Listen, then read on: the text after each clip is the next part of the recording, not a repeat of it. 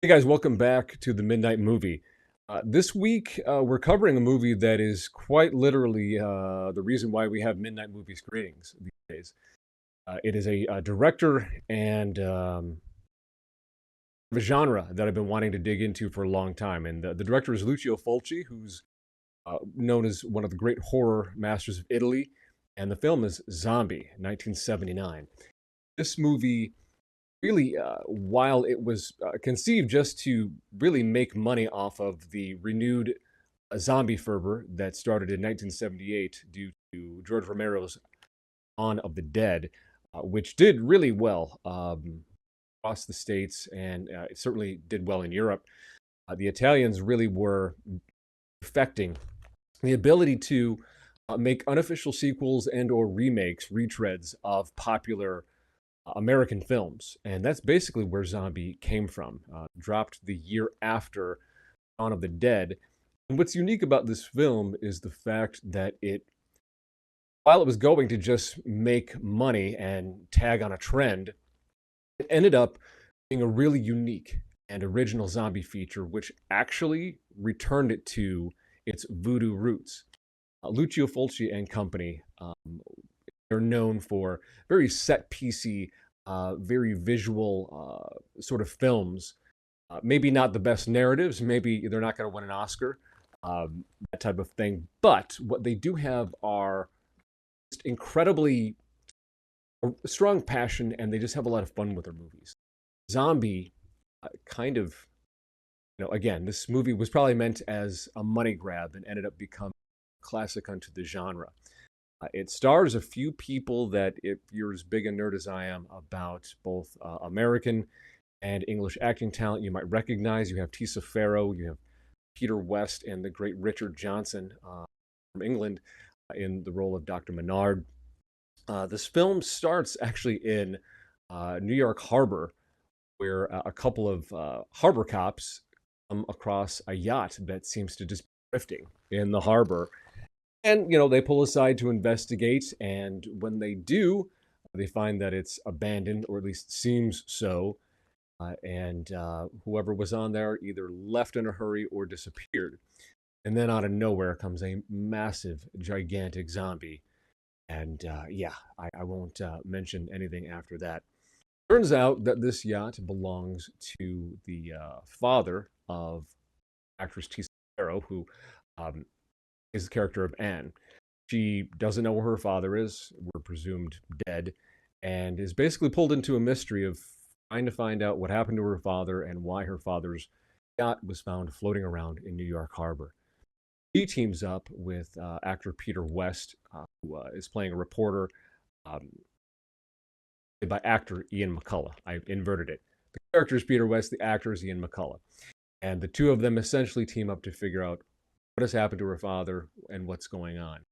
It leads them from New York to a Caribbean island where they end up meeting Dr. Menard, played by the great Richard Johnson, who has, as we see, has been trying to tackle some type of a virus that has infected the island.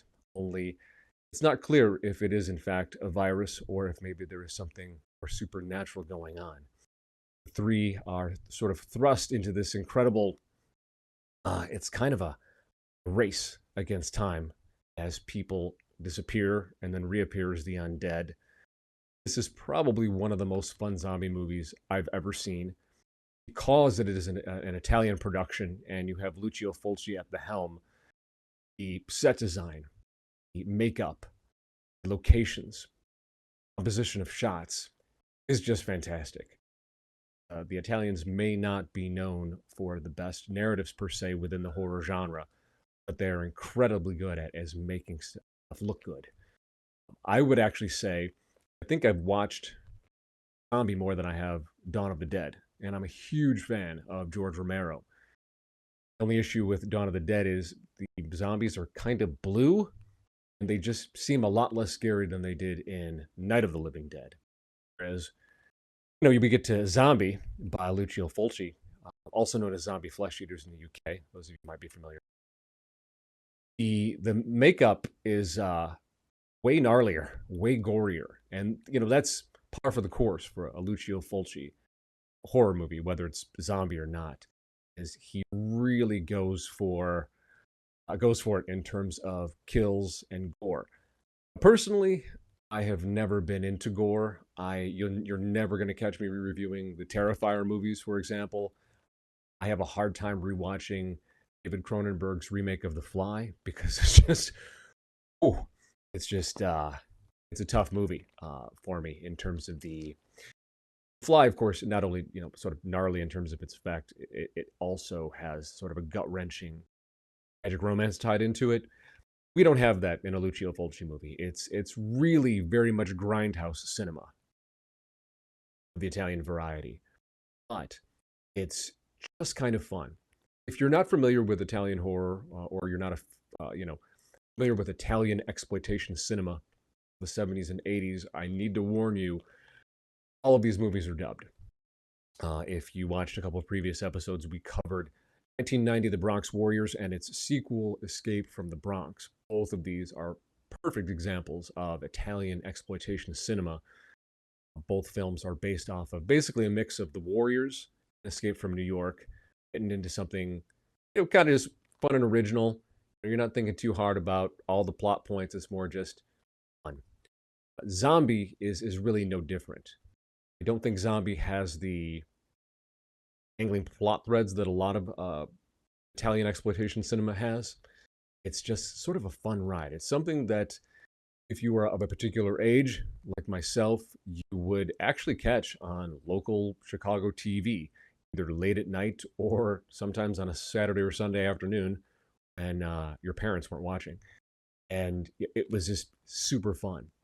And great premises, great makeup, set pieces, even if the dubbing is a little jarring.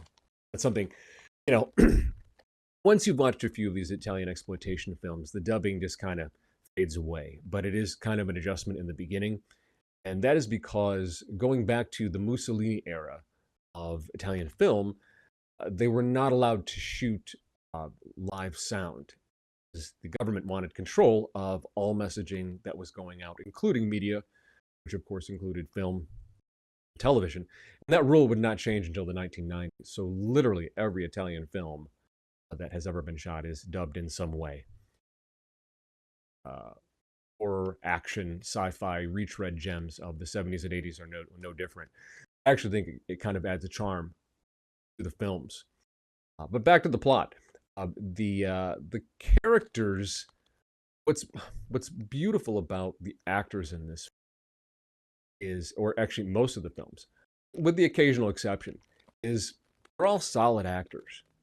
It's almost a shame that for so many of these films, they did not shoot live sound, because you can tell that he really went after solid acting talent across Europe.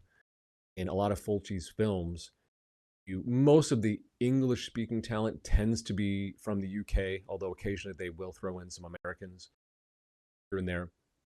But because it was going to be dubbed, it really didn't matter for them, because everyone was going to be dubbed in an American accent for the English market. Everyone was going to be dubbed into Italian for Italy, Spain for the Spanish market, and all that. Again, it adds a certain charm to film. The other cool part about Zombie is, as I mentioned, it goes back to the voodoo roots of the zombie genre, and that was really something that George Romero, the great George Romero, may he rest in peace, broke away from with Night of the Living Dead in the late 60s. Didn't really give you a reason why it happened. He gave you a few ideas within the plot, and you got to choose your own adventure. If some of those books. With Zombie, it's there seems to be some type of maybe voodoo influence going on. There might be something going on in terms of there being like an virus or some type of outbreak on the island. Of course, Dr. Menard doing his best to figure out how and why. The strain of it being felt on his marriage. He and his wife have a few rows, I guess you could say. Yeah, great stuff. And again, she was a fantastic actor. But yeah, the Zombie is a film that you can find pretty easily almost everywhere. I believe it is currently um, streaming on Pluto and Tubi. I think it might even be on Shudder, but it's good stuff, and I highly recommend it if you want a nice introduction to Lucio Fulci's work, to Italian horror, just a fun night movie. I cannot more than recommend Zombie from 1979. Yeah, what did you guys think? Is it where you should start with Fulci? Is it a standout in the zombie genre? Do let me know in the comments below. Please like, share, and subscribe if you enjoyed this video, and I'll see yous in the next one.